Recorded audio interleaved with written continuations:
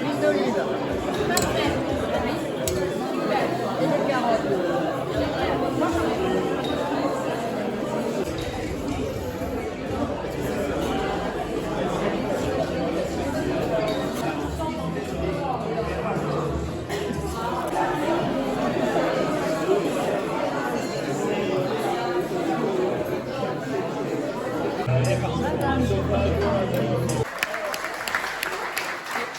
Dans mon restaurant, c'est 100% bio et j'essaye de travailler le plus possible en local. C'est que la cuisine, c'est la culture qui se mange.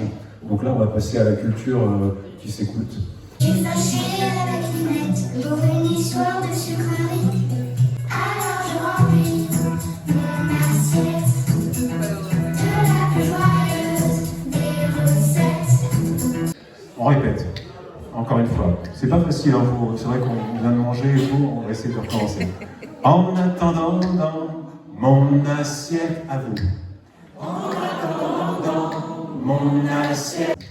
Celle qui colore les jours de fête. Jamais une miette. En attendant dans nos assiettes. Comme un paradis pour le jaune. Un citron par lit. Et pour la force. C'est pour la force. Pour la force. Le wasabi.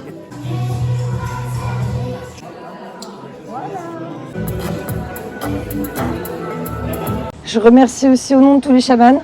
Et les chamans souvent me disaient le monde invisible se languit de nous parce qu'on ne va pas les voir, on ne leur rend pas visite, on ne va pas leur demander leur soutien, leur aide. Voici un message pour toute l'humanité. Le monde entier a le devoir de comprendre l'importance de Mère Nature pour pouvoir ensemble guérir la planète. La Mère Nature appelle à l'aide. Aux. Et c'est être infiniment courageux, infiniment fluide, adaptable. Et c'est se déplacer avec la nature. Son nom de chamane, c'est grand-mère Mahingan. Elle est entre la France et le Québec. Les traditions chamaniques de nos ancêtres. Nous menons nos cérémonies à l'aide de l'esprit des tambours chamaniques et des miroirs en cuivre.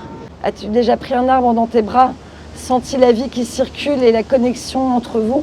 Soyez conscients que votre contribution est essentielle et recevez notre profonde gratitude pour ce choix courageux. Parmi les religions et les croyances du monde, les chamans sont de ceux qui élèvent leur voix pour protéger la nature en travaillant en lien étroit avec elle et en la veillant. Nous les chamans, tambourinons et chantons pour éveiller les consciences et les photographes saisissent ces instants. Ce temps qui ne peut être reproduit, ce temps qui exprime des centaines de mots en une seconde, c'est le pouvoir de la photographie de le montrer et d'ainsi réveiller les consciences sans aucune parole, sans aucun mot écrit. Pensez à vos racines. Dans vos pieds, vous allez imaginer des belles racines. Et puis après, vous allez imaginer une belle colonne de lumière qui vous relie au ciel.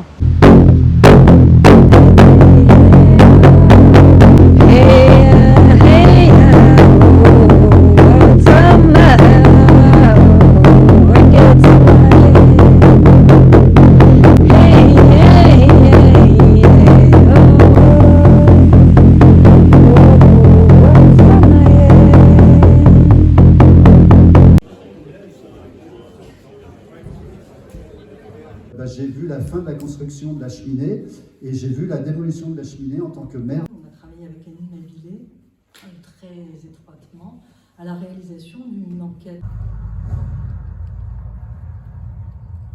On se trouve devant un espace industriel avec une ancienne raffinerie qui ne tourne plus aujourd'hui. Et la question est de se poser de pourquoi cette raffinerie s'est-elle installée ici ? L'impact de la raffinerie sur l'urbanisme de la ville, c'est quasiment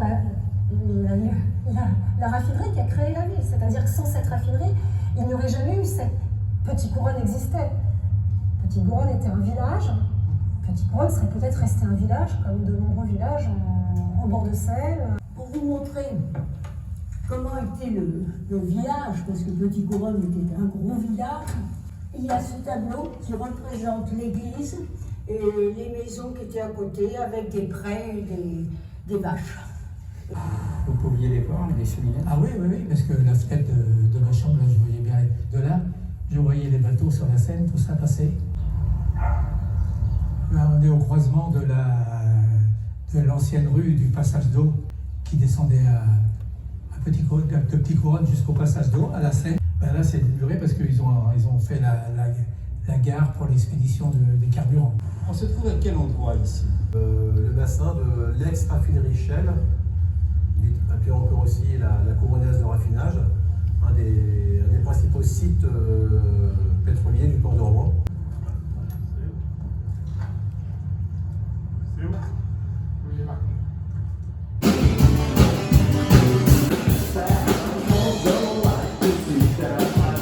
Et ben dans ce même périmètre, on avait toutes les tours qui sont là-bas aussi.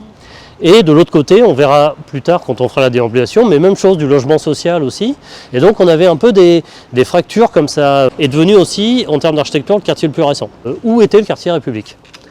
Et en fait, on s'est rendu compte que les gens ne savaient pas nous répondre. On a orienté notre travail en se disant il va falloir qu'on trouve, qu'on construise des éléments qu'on va retrouver dans tout le quartier, un point de rassemblement. Et pour être très visible, en fait, tout ce qu'on a construit est systématiquement de couleur jaune. Et le but aussi, c'était vraiment être à cheval entre donc l'architecture et de la signalétique urbaine. Ils ont la même façon de travailler que nous, c'est-à-dire, alors dans des domaines totalement différents, c'est-à-dire que nous, on se greffe sur ce qui existe déjà, et eux, pour détourner les usages,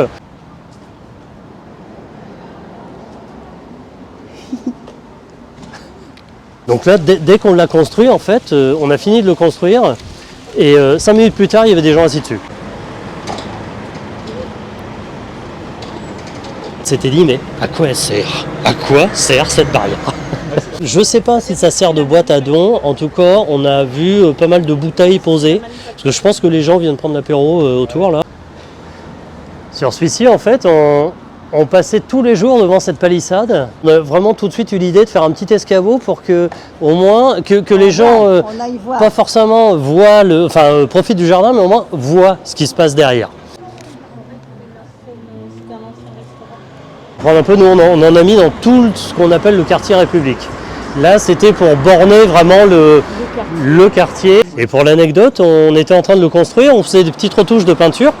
Et puis à un moment, moi, j'ai tourné la tête et puis il y avait déjà un enfant, un petit gamin qui était assis sur le banc. Ah, c'est rigolo comme truc, voilà.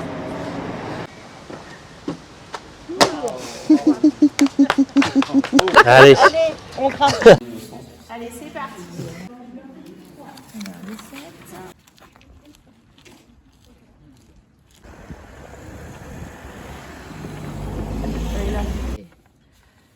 On est au coiffeur.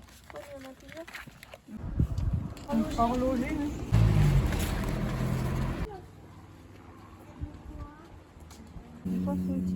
Gendarmerie en bas.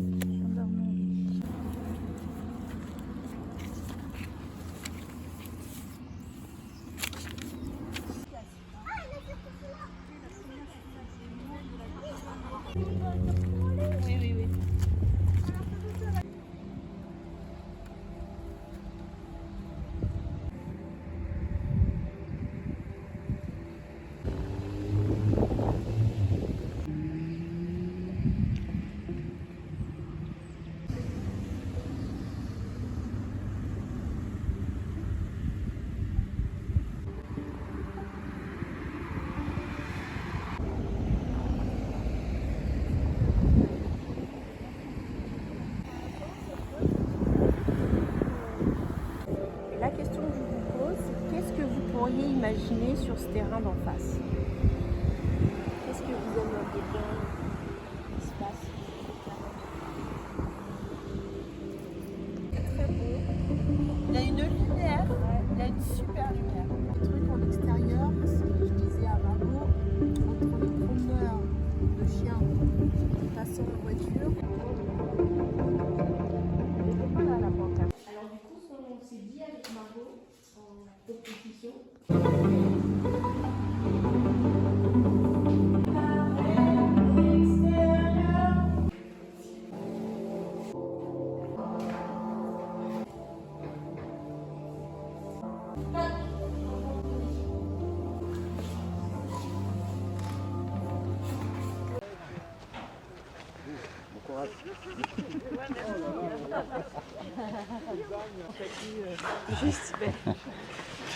Donc là, on n'a pas échappé au permis de construire, mais on a échappé à la RT 2012.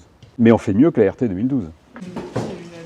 Vous avez préféré faire un permis. Souci de sécurité également, de stabilité au feu du bâtiment et surtout d'accès par rapport à des escaliers existants. C'est parfois plus difficile. Donc, et pour ne pas avoir à le justifier, on reste en 5e catégorie. Des détails, voilà, ça fait partie d'une façon de transmettre parce qu'en fait ici vous avez 5 modalités de construction, 5 intervenants types. Par contre, on avait en main, et ça c'est assez paradoxal, un diagnostic réalisé par les propriétaires, donc l'agglo, qui indiquait que, en gros, sur la charpente, 80% des éléments de charpente étaient potentiellement dégradés. On fait intervenir un bureau d'études bois, et puis notre charpentier, notre expertise de maître d'œuvre architecte. Ce bâtiment-là, il ne faut pas l'oublier, ça fait 400 ans qu'il est debout, et on a trouvé des éléments de charpente. Ça a déjà été réemployé, c'est du suremploi. Tout le mobilier ici sera réemployé. On mélange du neuf, on est obligé d'en acheter un petit peu, hein, c'est évident, mais nous on récupère du mobilier qu'on nous donne, ça, on n'a pas trop le choix, parce qu'on n'a vraiment pas les moyens de l'acheter. Notre équipe de la communauté, donc Magali, Marie et Émilie qui viennent travailler ici. Voilà. Vous avez cette salle de réunion avec un bel ouvrage de charpente, un couronnement professionnel et 2 bénévoles. Voilà. Une très belle entreprise engagée. Et vous voyez, ça, c'est du réemploi.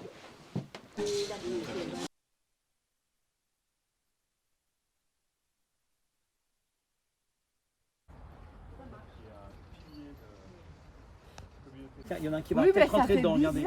Regardez, il va dans le piège, peut-être, faut pas bouger.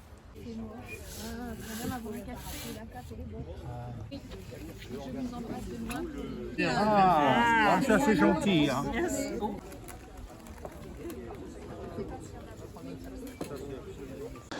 Et en 2 mots, si vous voulez, depuis Le Havre jusqu'aux frontières de Paris, nous avons 30 événements qui sont dans des déambulations, dans des événements immersifs. Et donc c'est une occasion donc, de découvrir des projets contemporains, des espaces extrêmement intéressants.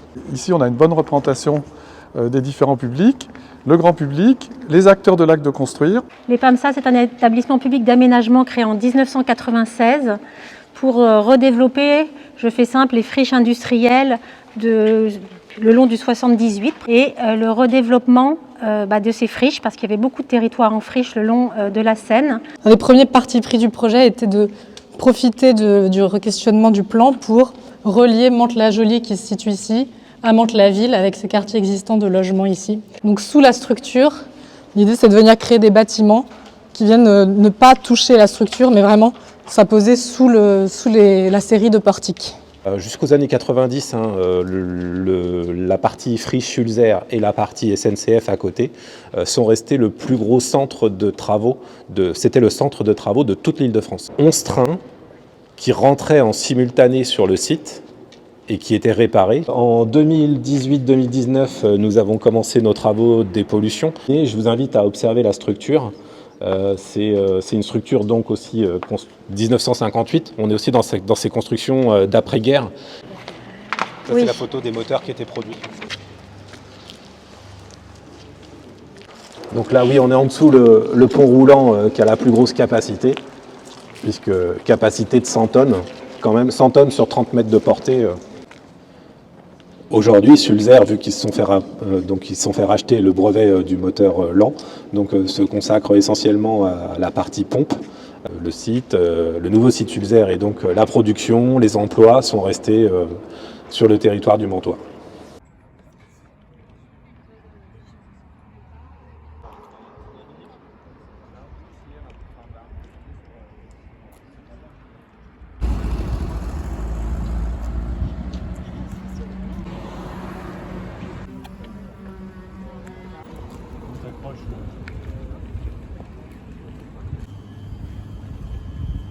Ce projet, ça a été cette idée-là depuis le début, et après il faut le mettre en scène, et après il faut le construire, parce que forcément, on ne sait pas forcément construire ça. On travaille avec le béton dans toute sa plasticité aussi. Un balcon périphérique permanent, c'est-à-dire qu'il y a 100% de terrasse. Chaque poteau a une angulation différente.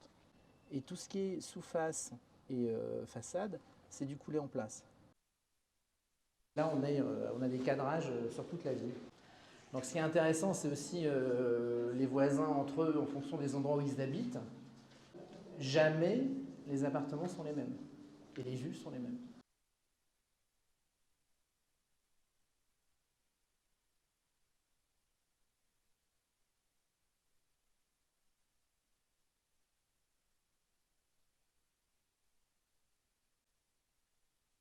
Couleur du béton qui va être un peu plus clair, parce qu'après il y a un produit qui est appliqué, qui éclaircit, et que vous avez déjà sur les niveaux du bas. C'est la réglementation incendie en France, pour ne pas être IGH, donc immeuble de grande hauteur, c'est en dessous de 50 mètres.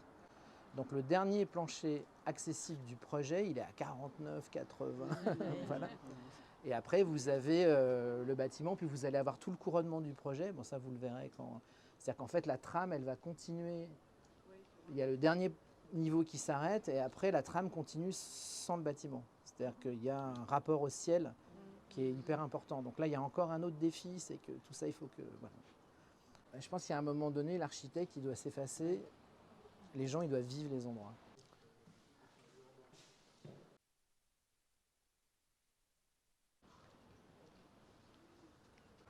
On m'expliquait que les photos...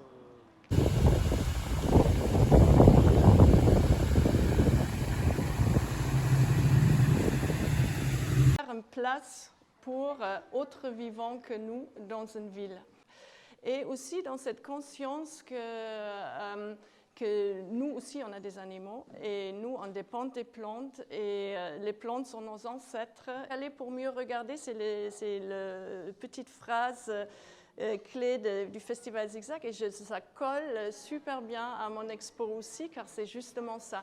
Créer des images où il faut se poser la question. J'aime beaucoup toujours quand je vois quelque chose que je ne comprends pas, quand avec mes yeux et avec mon bagage intellectuel. Et ça, c'est un peu l'idée de la plupart des images ici. Et ça, c'est en premier plan, c'est une maquette que je fais qui est environ grand comme ça. Et la photo était prise sur le toit ici. C'est avec des claustras. Ça, c'est une photo que j'ai tirée, comme tirage grand comme ça. Et après, avec un cutter, j'ai ouvert tous les claustras. Et après, je remis une lumière, donc encore le soleil qui tape sur les murs, qui se trouvent après dans les filets de pêche. Et ce sont des filets de pêche qui sont là au port. Il y a un petit endroit où il y a pas mal de filets qui parlent aussi donc, de la domination de l'homme sur la nature et les animaux et l'exploitation. Donc il y a un fond, par exemple. En fait, j'ai demandé à la musée d'histoire naturelle s'ils me prêtent les animaux empaillés. Oui, et ça, c'est des garçons là, qui sautent dans les bassins du port. On ne sait pas vraiment où on va avec le réchauffement, avec tous ces problèmes qu'on a. Donc, ils sautent vers quelque chose, mais on ne sait pas vraiment où. Plein de photos des cabanes que je trouve magnifiques, c'est avec des couleurs très, très beaux. Et donc, ils se sont tous réfugiés sur les toits de Perret. Et donc, c'est une photo prise de très haut. Et là, c'est la main de ma fille. En fait, j'ai fait un tirage grand comme ça. Elle a posé son bras avec le jaune d'œuf et je refais une photo.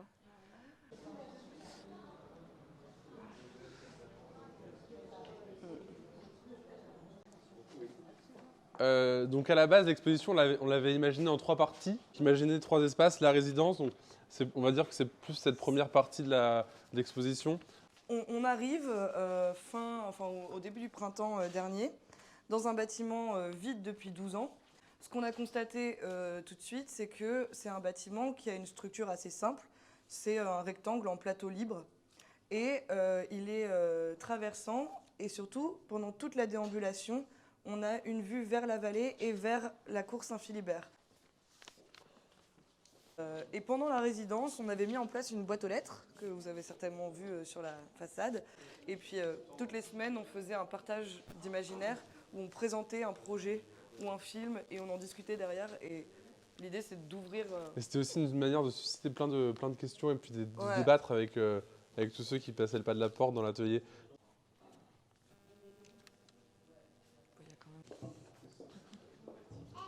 Ça a été de faire des récits en fiction, des rencontres et des constats qu'on avait fait sur la ville. Donc par exemple, on a ici, donc, comme je le racontais, deux couples qui se rencontrent au marché avec un poulet chaud. Et en même temps, c'est un maçon, et donc c'est pour montrer qu'il y a qu'il existe les compétences à Montivilliers pour pouvoir rénover le bâtiment localement, quoi. On va retrouver les personnages qui vont rentrer en interaction. Donc c'était aussi un petit fil conducteur, ces histoires, les retrouver dès le début de la résidence, et de la restitution, pour qu'après elles forment un groupe, ces personnes, et qu'elles agissent et interagissent dans le bâtiment tout ensemble. Ça, c'est vraiment pour créer ce commun, et donc on pense qu'il faut rassembler toutes ces compétences, et peut-être qu'il y en aura d'autres aussi à imaginer dans le futur.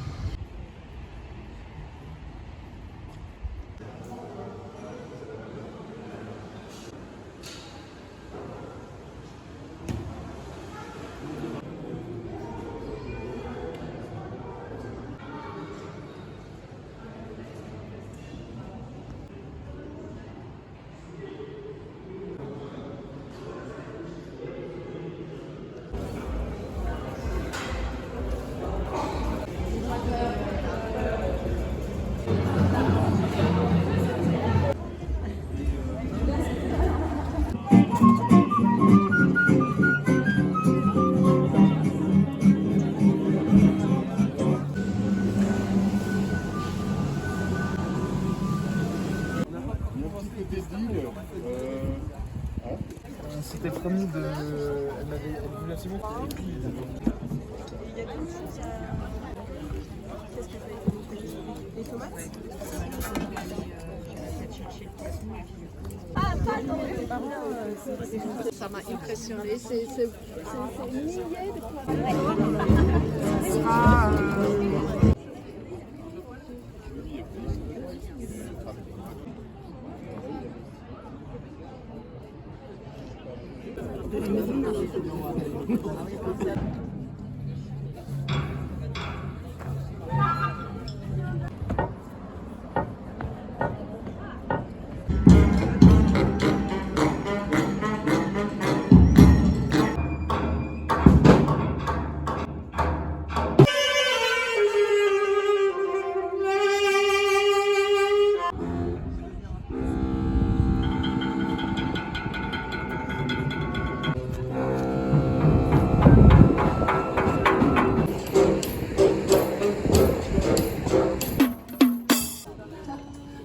On voulait reformer le fondateur. Il faut...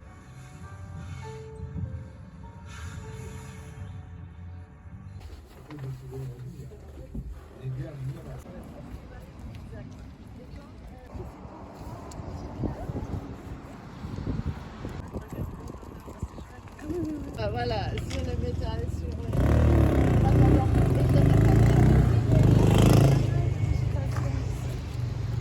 Ça aussi, c'est des plateaux, des peintures très abstraites. Moi, j'aime beaucoup ça, comme ça. Le projet va un peu modifier le centre-bourg de Saint-Vendry. Mais l'idée, ça va vraiment être d'aller reconnecter le centre-bourg avec l'environnement naturel de Saint-Vendry, parce qu'on ne se rend pas compte quand on est dans la rue. Mais en parallèle, vraiment, à quelques mètres de là, on a une superbe vallée, mise en valeur par le parc de Samuel, mais on a une superbe vallée bucolique, enfin idyllique presque. On verra tout à l'heure, on jettera un œil sur la petite vallée de la Rançon. Nous avons eu la chance de pouvoir faire ce cheminement entre Caudebec et Saint-Vendry et renaturer en fait tout le fond de vallée. Donc la première chose qu'on a réalisée, c'est d'ouvrir complètement. On a cassé le mur, le portail et la maison. Donc l'idée, c'était d'avoir, en faisant une construction en L, d'avoir un pignon beaucoup plus fin et donc d'arriver très, très rapidement dans le cœur du jardin. Le dessin et le jardin dessiné par Samuel Craquelin. Très bien. Oui.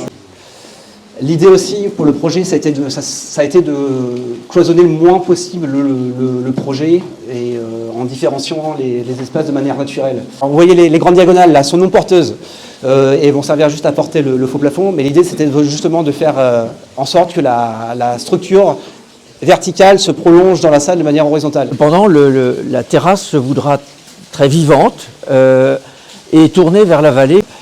Donc on a ici derrière les végétaux qu'on n'a pas encore abattus parce qu'on veut sélectionner précisément les arbres que l'on va garder. À l'arrière de l'ancien presbytère, vous avez un jardin clos de murs identiques à ceux du presbytère. Et donc on va tout simplement travailler sur des plantes grimpantes sur les murs et éventuellement des fruitiers. Mon rêve, c'est de revenir dans 25 ans ou dans 30 ans et puis de me dire que ce qu'on aura fait là, ce sera toujours là. Oui, j'en regarde. Donc on a successivement des moutons, des bovins et puis dans la partie la plus humide, des chevaux de Camargue. Oui. Peut-être que je vous rejoindrai au logis Saint-Benoît, mais on va rentrer par la porte du Pélican là.